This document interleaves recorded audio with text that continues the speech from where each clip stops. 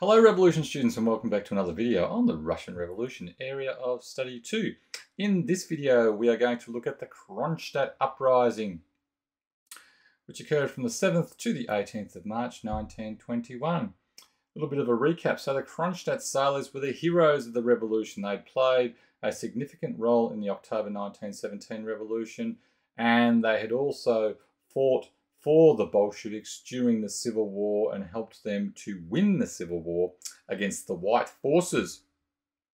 However, by 1921, with the effects of war communism and so forth and the famine, the Kronstadt sailors were not happy with the way the Bolsheviks were ruling, the oppressive policies that the Bolsheviks had put in place in order to retain their control over Russia. And as a consequence, the heroes of the revolution, the Kronstadt sailors, they rebelled and rose against Bolshevik rule. I have a list of key dates here, and we'll just go through these quickly for the Kronstadt Rebellion, the uprising. So, on the 27th to the 28th of February 1921, the sailors formed a Provisional Revolutionary Committee. And then on the 1st of March, they called for a mass rally in Anchor Square, which was at the Kronstadt base, and drew up a 15-point Kronstadt manifesto. And we're going to look at the Kronstadt manifesto, not all of the points, but many of the significant points later on in this presentation. On the 7th of March, the Red Army conducted their first attack on the Kronstadt base, but were repulsed by the Kronstadt sailors. At this time, we are in winter.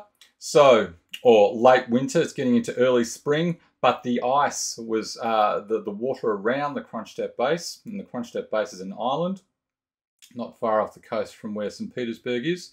All of that was frozen.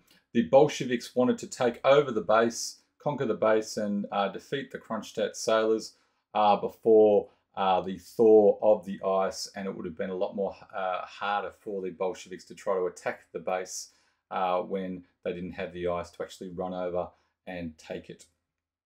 Next, on the 8th of March, the sailors published their document, What We Are Fighting For, which outlined the reasons why they were rebelling.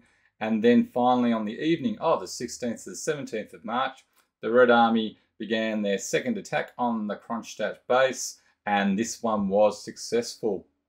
And they captured by the 18th of March.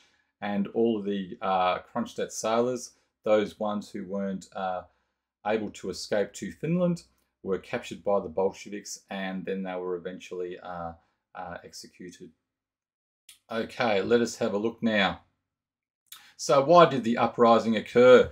I gave a bit of a summary there earlier, but let's get to some key points here. So first up, the Kronstadt base was a true democracy, and as I said before, the sailors were disillusioned by the Bolshevik regime and its policies. They didn't like war communism, and in particular grain requisitioning, which along with the Civil War had contributed to the famine.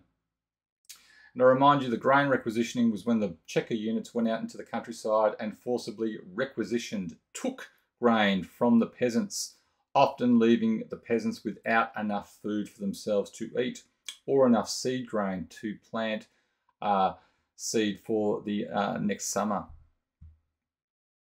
The Kronstadt sailors were also very unhappy with the way the Bolsheviks were treating the workers. So by this stage, the Bolsheviks were denying the workers the right to form trade unions, and they were also, the Kronstadt sailors were also angry with the way the peasants were treated by the Bolsheviks, because the peasants were denied the right to sell their produce and make extra money for their families to feed them.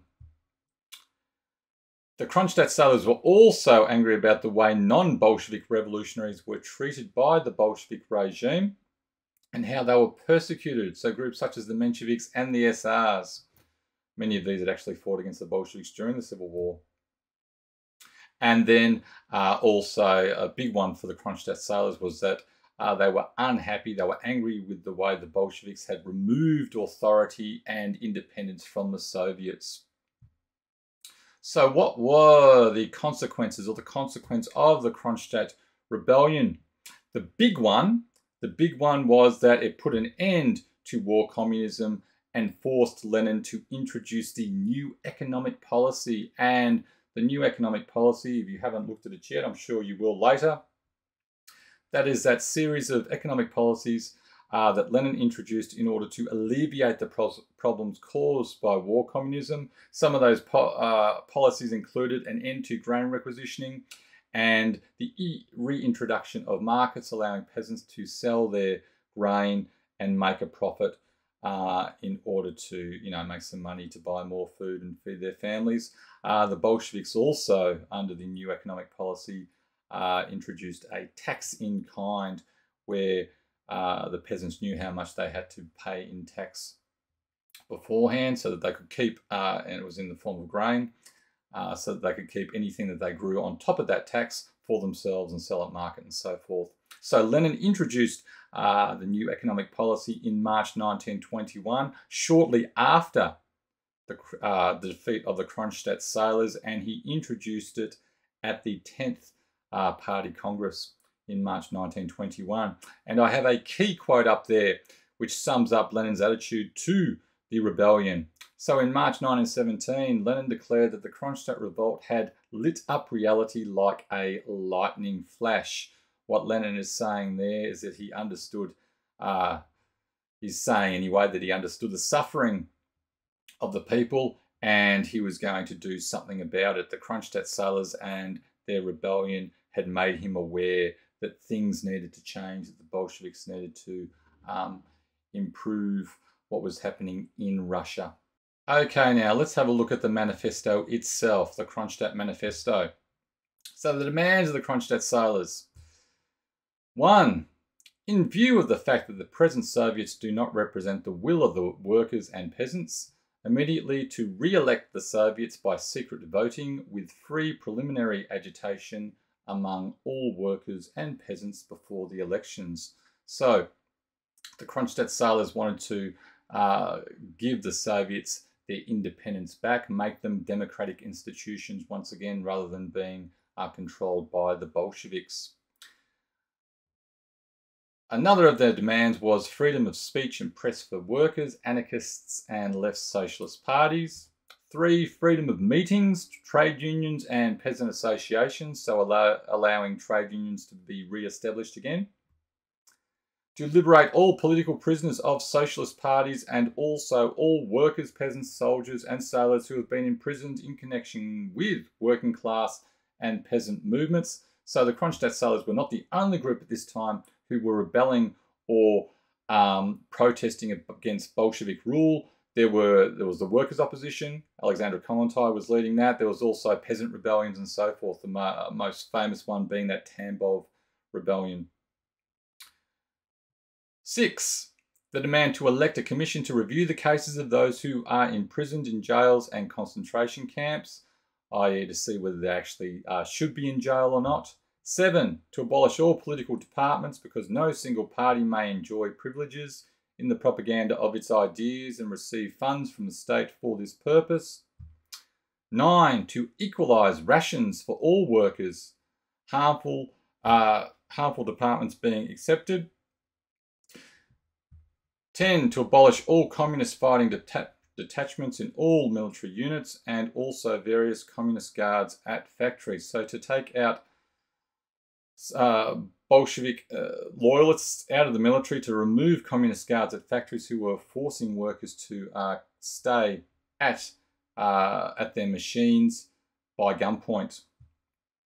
And then 11, to grant the peasant full right to do what he sees fit with his land and also to possess cattle, which he must maintain and manage with his own strength, but without employing labour. So there are some of the demands that were made by the Kronstadt sailors, some of the ways they believe society could be improved and Bolshevik authority rolled back a little bit so that the people could live better lives in Russia at that time. Okay, let's have a look now at a couple of historical interpretations. And the first one I have from Sheila Fitzpatrick, and she writes, the Kronstadt revolt seemed a symbolic parting of the ways between the working class and the Bolshevik party. It was a tragedy, both to those who thought that the workers had been betrayed and to those who thought that the party had been betrayed by the workers. And the second historical interpretation I have is from the HCPSU. And it writes, and it's very negative, critical of the Kronstadters.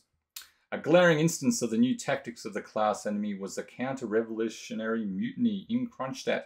It began in March 1921, a week before the 10th Party Congress. And here's the key part here. White Guards, in complicity with socialist revolutionaries, Mensheviks and representatives of foreign states, assumed the lead of the mutiny. So it's interesting there, the HCPSU is saying that this mutiny was led by counter-revolutionaries, pretty much, by white supporters, non-Bolsheviks, and it's trying to say that the Kronstadt sellers themselves did not lead the mutiny. The mutineers at first used a Soviet signboard to camouflage their purpose of restoring the power and property of the capitalists and landlords. They raised the cry, "Soviets without communists." The counter-revolutionaries tried to exploit the discontent of the petty bourgeois masses in order to overthrow the power of the Soviets under a pseudo-Soviet slogan. So there you have two contrasting views about the Kronstadt Rebellion. I hope you have found this video useful for your study of the Russian Revolution area of Study 2. And I will see you next time. Goodbye.